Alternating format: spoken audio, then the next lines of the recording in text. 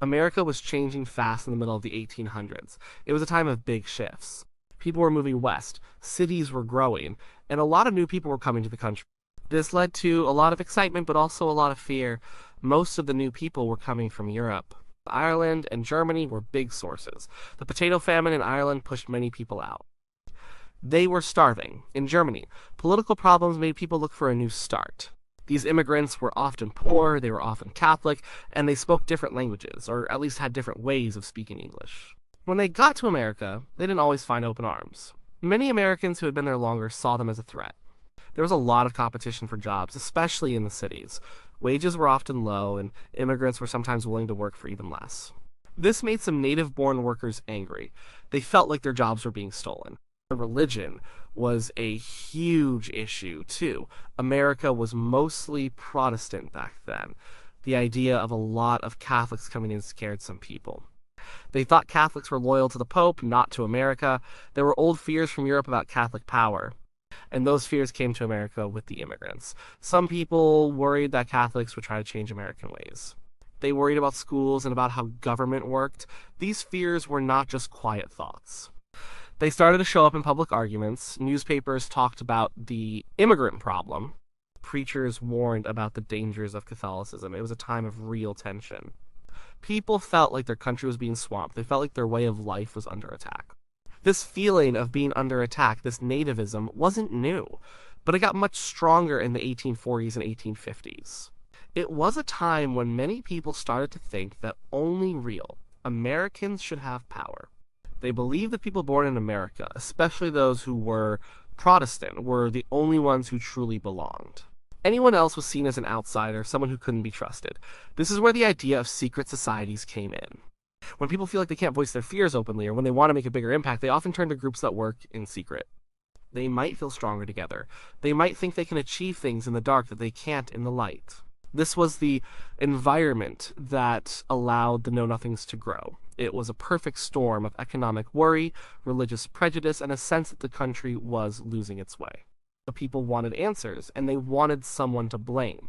The immigrants were an easy target. And so the stage was set for a movement that would promise to put Americans first, even if it meant doing it in secret. The idea that America needed to be protected from outsiders wasn't new, but it got a new kind of energy in the 1850s. People felt strongly about it. They started forming groups to do something about it. Many of these groups began in secret. They wanted to keep their members and their plans hidden. This secrecy was a big part of their appeal. It made people feel like they were part of something important, something exclusive. One of the main groups was called the Order of the Star-Spangled Banner. This was one of the secret societies that really took off. It started small. Members would meet quietly. They would talk about their worries. They would talk about immigrants, they would talk about Catholics, and they would make plans. Another group was the Order of United Americans. These groups were all about nativism. They wanted to make sure that native-born Americans had all the power. They didn't trust immigrants. They didn't trust Catholics. So why were they called know-nothings? This is a famous part of their story. When you joined one of these secret societies, you had to take an oath. It was a big deal. You promised to keep everything secret. You promised not to tell anyone about the group's members or its activities. If someone asked you about the society, you were supposed to say, "I know nothing." That was the standard answer. It was a way to protect the group. It was a way to keep their operations hidden. This phrase stuck. Soon, everyone was calling them the Know-Nothings. It became their unofficial name, even when they became a more open political party. The secrecy itself was a powerful tool. It made people curious. It made the group seem mysterious and important. It also made members feel like they were part of a special club. There were rituals. There were secret handshakes, there were passwords. All of these things made membership more appealing to some. It gave people a sense of belonging. It gave them a sense of purpose. They felt like they were fighting for something important, something that others didn't understand. Their core beliefs were simple but strong. They believed that immigrants, especially Irish Catholics and German Catholics, were a danger to America. They thought these immigrants were taking jobs. They thought they were bringing crime. And most importantly, they thought Catholics were disloyal. They believed the Pope in Rome controlled Catholics, and that this meant Catholics couldn't truly be loyal American citizens. They wanted to keep Catholics out of government jobs. They wanted to restrict immigration. They wanted to make it much harder for immigrants to become citizens and to vote. Recruiting new members was often done through fear. Leaders would talk about how quickly the immigrant population was growing. They would point to the churches being built. They would talk about how many immigrants were voting. They painted a picture of America being taken over. This kind of talk made a lot of people scared.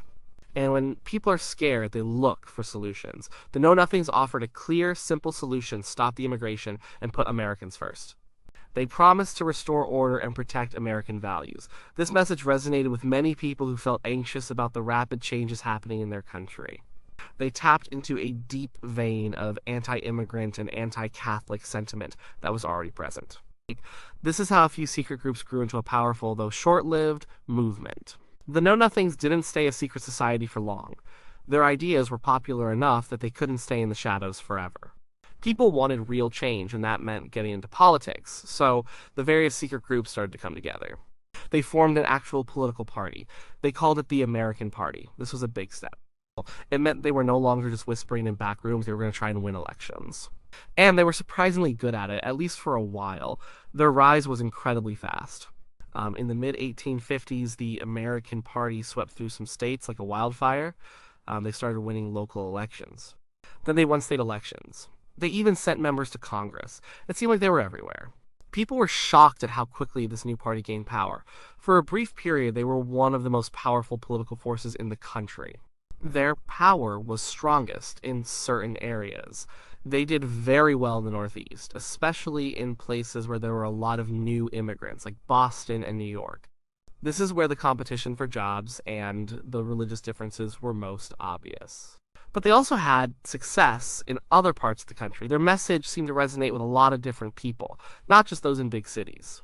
The American Party had clear policy ideas. They wanted to make it harder for immigrants to become citizens. They proposed extending the naturalization period from 5 years to 21 years. That would mean immigrants would have to wait a very long time to vote or hold office. They also wanted to make sure that only native-born Americans could hold public office. No immigrant, no matter how long they had been in the country or how American they felt, could be elected or appointed to a government job. They wanted to restrict immigration itself, though how they would do this was sometimes vague. They wanted to fight against the power of the Catholic Church. They wanted to reform schools to remove any Catholic influence. The appeal of the Know Nothings was strong because they offered simple answers to complex problems. People were worried about jobs, about crime, about changes to society. The Know Nothing said, it's the immigrants, get rid of them, or limit their power, and things will get better. This was an easy message to understand. It didn't require long explanations or complicated policies. It just blamed one group of people. They had some figures who rose to prominence.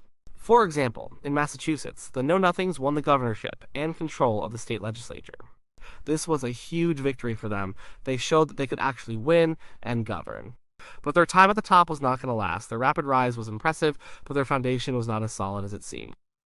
There were bigger issues brewing in America, issues that the Know Nothings tried to ignore, but couldn't. These issues would ultimately be their undoing. But for a short time, they were a powerful force, showing how quickly a fear-based movement can gain ground when people are looking for easy answers. The Know Nothings, or the American Party, burst onto the scene with a lot of noise and a lot of wins. But their time at the top was pretty short. They gained power fast, and then they fell apart almost as fast. There were a few big reasons why this happened. One of the main problems was that the party wasn't really united. Even though they all agreed on being anti-immigrant and anti-Catholic, they disagreed on almost everything else. When you build a party just on what you're against, it's hard to hold it together when you have to actually do things. People who were drawn to the Know Nothings came from different backgrounds and had different ideas about other important issues. And the biggest issue of the day, the one that overshadowed everything else, was slavery. The Know Nothings tried very hard to avoid talking about slavery. They wanted to focus on immigration. They thought if they just ignored slavery, it would go away, or at least not split their party. But slavery was tearing the country apart. It was impossible to be a major political party in the 1850s and not have a stance on it. This led to huge internal divisions. The Know Nothings in the North often felt differently about slavery than the Know Nothings in the South. Northern members were generally against the expansion of slavery. Southern members were generally for it, or at least for protecting it where it already existed. When the party had to take a stand, they couldn't. They tried to be neutral, but that just made everyone unhappy. It showed that their core anti-immigrant message wasn't strong enough to overcome the deeper fault lines in American society. Also, some of their policies were just not practical. How do you really stop all immigration? How do you keep all Catholics out of government? These ideas sounded good to some people who were scared, but they were hard to put into practice in a country built on immigration and religious freedom. Trying to enact these kinds of laws would have created huge problems and gone against basic American principles for many people. Then there was a growing public backlash. Not everyone supported the Know-Nothings. Many people saw their policies as extreme. They thought the Know-Nothings were unfair to immigrants. They thought they were attacking religious freedom. People remembered that America was founded by immigrants seeking freedom. The idea of restricting people based on where they came from or their religion felt wrong to a lot of Americans. People started to push back against the fear and prejudice. As the Know-Nothings stumbled, another party was rising, the Republican Party. The Republicans were mostly focused on one thing: stopping the expansion of slavery. This single, powerful issue gave them a clear purpose. Many people who had been drawn to the Know-Nothings, especially in the North, found the Republican Party's stance on slavery more compelling. They left the Know-Nothings and joined the Republicans. The Republican Party offered a more coherent and forward-looking vision for the country, even if that vision was still deeply divided on racial terms. The final nail in the coffin was the presidential election of 1856. The American Party nominated Millard Fillmore, a former president, as their candidate. Fillmore ran on a platform that tried to balance the anti-immigrant message with an appeal for national unity. But he didn't really have a chance. The election became a contest between the Republicans, with their anti-slavery message, and the Democrats, who tried to find a middle ground on slavery. Fillmore and the Know-Nothings finished a distant third. This poor showing proved that the party couldn't compete on the national stage. Their moment had passed. The issue of slavery had simply become too dominant for a single-issue nativist party to survive. The party quickly faded, with most of its members either joining the Republicans or returning to the Democrats. The Know-Nothings showed how quickly a movement based on fear can gain ground, but also how fragile it can be when faced with deeper, more complex national problems. The Know-Nothing movement, even though it was short-lived, left a mark on American history. It came and went in a flash, but its ideas and the way it operated tell us a lot about the country back then, and even about things that still happen today. First, the Know-Nothings showed how easily fear can be used in politics. They played on people's worries about losing jobs, about changes to their culture, and about religious differences. And they blamed immigrants for these problems. This kind of fear-based politics, where one group is made out to be the enemy, has popped up many times in history, and it continues to be a powerful tool. The Know-Nothings taps into a basic human tendency to distrust outsiders, especially when times are tough. They also showed that the idea of nativism, the belief that only native-born people truly belong and deserve power, is a recurring theme in America. It wasn't just a mid-19th century thing. We've seen anti-immigrant feelings rise again and again throughout American history. There were periods of strong anti-Chinese sentiment, anti-Italian, anti-Jewish, anti-Mexican, and so on. The specific targets might change, but the underlying fear of the other often stays the same. The Know-Nothings were just one very visible example of this. The tension between national identity and welcoming newcomers is something America has always grappled with. Is America a melting pot where everyone can become American, regardless of where they came from? Or is there a core American identity that new people must strictly conform to, or even be excluded from? The Know-Nothings clearly favored the latter. They wanted a very specific kind of American in charge, and they wanted to shut the door on anyone who didn't fit that mold. This debate is still alive and well in different forms today, and then there's the danger of secret societies turning into political movements. The Know-Nothings started in secret, with oaths and hidden meetings, but their ideas became so popular that they had to come into the open to gain real power. This transition highlighted that while secrecy can build a movement, it's hard to govern a country from the shadows. It also showed that when people are looking for simple answers, they can sometimes be drawn to groups that promise quick fixes, even if those fixes are based on prejudice. The Know-Nothings ultimately failed because they couldn't deal with the biggest issue of their time, slavery. This teaches us that sometimes a single-issue party, especially one built on prejudice, can't survive when there are deeper, more fundamental problems tearing a country apart. Their narrow focus on immigration and Catholicism wasn't enough to hold them together when the nation was on the brink of civil war. So, while the Know-Nothings are mostly a historical footnote today, their story is a strong reminder. It reminds us about the power of fear in politics. It reminds us about the constant struggle between welcoming immigrants and protecting a perceived national identity. And it reminds us that while prejudice can sometimes win elections in the short term, it often isn't strong enough to build a lasting political movement or solve a nation's real problems. The lessons from the Know-Nothings are not just about the past, they echo in debates and discussions about immigration and national identity even now.